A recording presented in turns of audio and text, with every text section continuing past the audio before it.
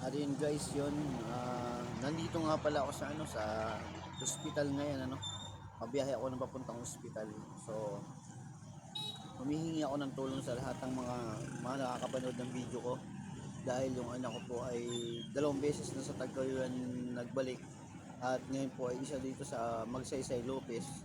Pero ganun pa rin po ang nangyayari kaya pupunta na po kami ng provincial hospital para doon naman po siya ipagamot.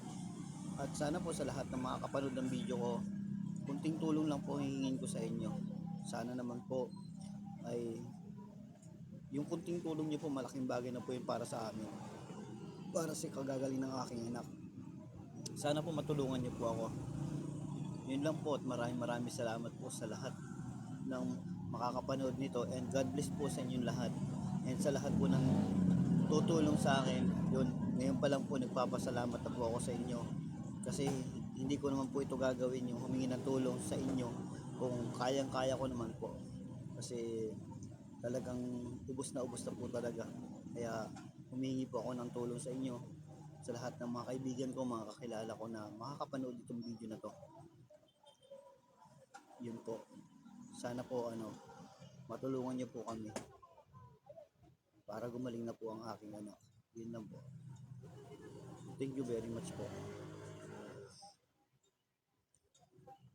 And sana po gumaling na talaga po siya dahil sobrang hirap po sa ospital. Next. Anong oras unang piyag-sakta ng dyan na naman? Mga 3? Alas 3. Tapos hanggang nakailan sukayan na anak?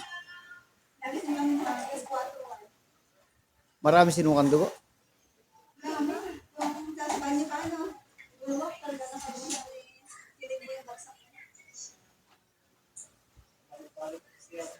Ah.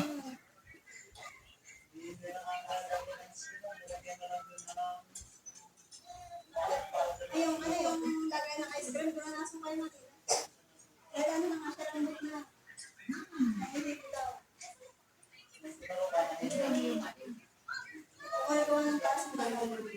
Tapos biglang nawala na, naghilom na. Hindi pa rin. Inuman pa ulit ng alas 6 yan. Parang 6-7 dahil hindi mo wala.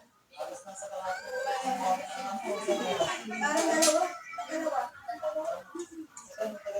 Matagal na nag-ano? Tapos nakauwi na ako. Mas matalo siya na. Matagal pala nagsasakit ang tiyan. Kaya pala sabi sa akin nung doktor, dadali na daw sa Lucena. Kailangan na daw tingnan ng ng espesyalista. Kaya nga. Siguro nakawa siya sa akin. Nagkabatay na sila. Ayaw ayaw isingin kanina.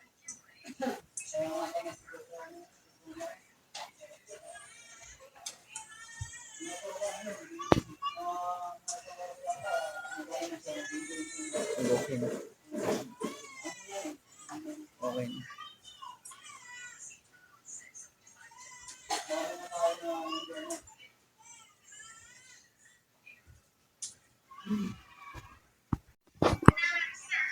Mamawis na ngayon kanina. Ha? Mamawis na. Grabe.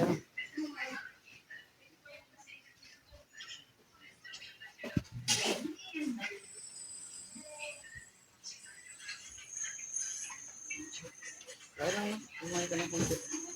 Kumain ka.